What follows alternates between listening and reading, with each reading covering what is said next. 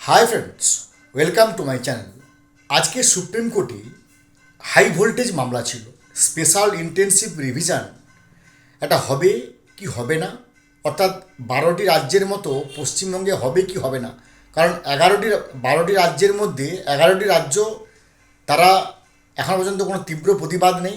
তামিলনাড়ুতে একটু আধটু সমস্যা হচ্ছে, কিন্তু আমাদের পশ্চিমবঙ্গের মতো এত একেবারে ক্রাইসিস টর্মেন্টেড এরিনা এরকম অবস্থা হয়নি, বা যাকে আমরা বলবো ব্যাটেল ফিল্ড, মানে কমিশন ভার্সাস স্টেট জন্য একটা যুদ্ধক্ষেত্রের পরিস্থিতি হয়েছিল।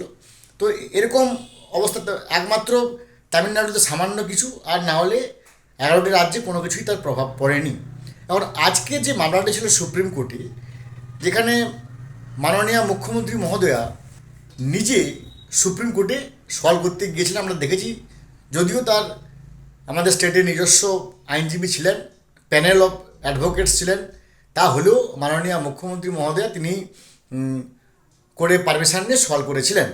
তো আজকে সেই তার যে নির্দেশিকা, তাকে মানে কিছু কিছু সিদ্ধান্ত গেছে রাজ্যের পক্ষে, আর বেশ কিছু সিদ্ধান্ত গেছে কমিশনের পক্ষে। আসুন আমরা পুঙ্খানুপুঙ্খ আলোচনা করি কার দিকে কী সিদ্ধান্ত গেছে। তার আগে অবশ্যই অনুরোধ করবো, দয়া করে আপনারা আমার চ্যানেলটা সাবস্ক্রাইব করবেন, লাইক করবেন, কমেন্ট করবেন এবং শেয়ার করবেন।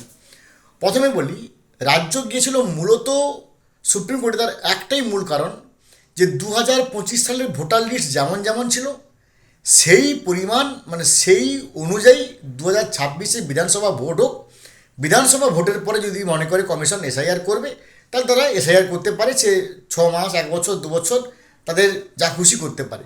কিন্তু এই 2026-এর বিধানসভাটা, এই বৈতরণীটা যেন 2025-এর ভোটার লিস্ট অনুযায়ী হয়, এটা ছিল একটা মূল উদ্দেশ্য। তার সঙ্গে মাইক্রো অবজারভার এটসেট্রা এটসেট্রা অনেক কিছু ব্যাপার ছিল। তো আজকে জাজমেন্টে কি বলেছে, জাজমেন্টে রাজ্যের পক্ষে গেছে 3টি বিষয়। কি না, মাইক্রো অবজারভার যে 8,505 জনের, যে 8,505 জন অফিসারের লিস্ট পাঠিয়েছিল মাইক্রো অবজারভারের হিসেবে, কমিশনকে সেই সিদ্ধান্ত মেনে নিতে হবে। রাজ্যের পক্ষে গেছে এই আইনটা, এবং আগামীকাল 5টার মধ্যে সেই কমিশনকে রিপোর্ট করতে হবে, প্রথম রাজ্যের পক্ষে। দ্বিতীয়, যে কোনো সিদ্ধান্ত মাইক্রো অবজারভার নিতে পারবে না, মাইক্রো অবজারভার লেভেলে কোনো অপশন নিতে পারবে না, এমনকি এইআরও নিতে পারবে না। একমাত্র ইআরও কোনো চূড়ান্ত সিদ্ধান্ত নিতে পারবে, এটিও গেছে রাজ্যের পক্ষে। আর 3 নম্বর হচ্ছে স্ক্রুটিনির সময়সীমা। রাজ্য ভয় পাচ্ছিল যে এত কম সময়ে স্ক্রুটিনি হলে ভুলভাল হতে পারে, তাই সুপ্রিম কোর্ট আরও 7 দিন তার স্ক্রুটিনির সময়সীমা বাড়িয়েছে। এই 3টি গেছে রাজ্যের পক্ষে।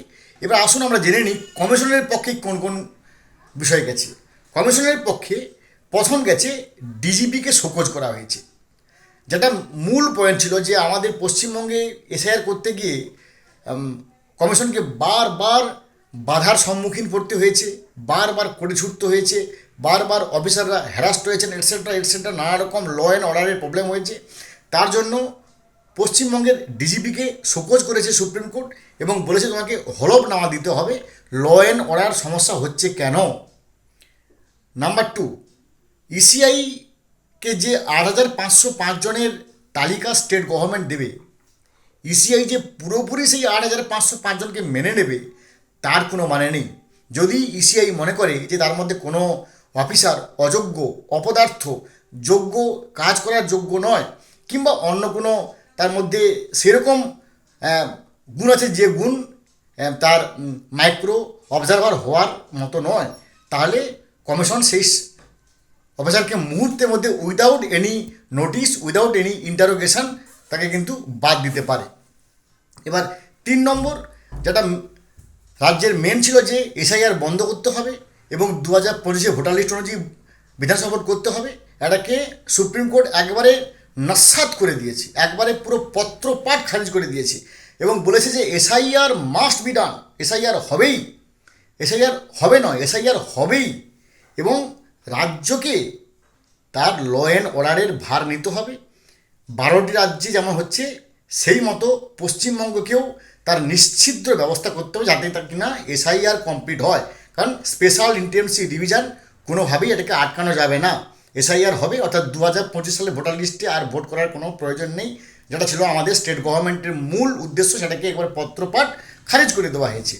কমিশনের পক্ষে আর কি গেছে না, 48 ঘন্টার মধ্যে কমিশন নিজে বলেছে যে আমরা সব কিছু দিক খতিয়ে দেখে সিদ্ধান্ত নেব যে 14ই ফেব্রুয়ারি 2026 এই মানে ফাইনাল ভোটার লিস্টটা বের করতে পারবো কি পারবো না সেটাকে অবশ্যই খতিয়ে দেখব। তো ফ্রেন্ডস, নিঃসন্দেহে এটা আমার কাছে আনন্দের বিষয়, কারণ স্পেশাল ইন্টেনসিভ রিভিশন বন্ধ করার পক্ষে ছিল আমাদের স্টেট গভর্নমেন্ট। আর স্পেশাল ইন্টেনসিভ রিভিশন যে কতটা আমাদের পশ্চিমবঙ্গের পক্ষে গুরুত্বপূর্ণ ছিল সেটা আমরা ছত্রে ছত্রে ইঞ্চিতে ইঞ্চিতে বুঝতে পারছি। যদি স্পেশাল ইন্টেনসিভ রিভিশন না হয় বা না হতো, তাহলে আমরা একেবারে 100% অসুরক্ষিত হয়ে থাকতাম। কিন্তু এসআইআর হলে আমরা একবারে নিরাপদ, সুরক্ষিত এবং স্পষ্ট বুঝতে পারবো যে কতজন ঘুষপেটিয়া, কতজন অনুপ্রবেশকারী লুকিয়ে আমাদের পশ্চিমবঙ্গে বসেছিল। তো ফ্রেন্ডস, এই ছিল আজকের আপডেট। ভালো থাকুন, have a good day, thanks.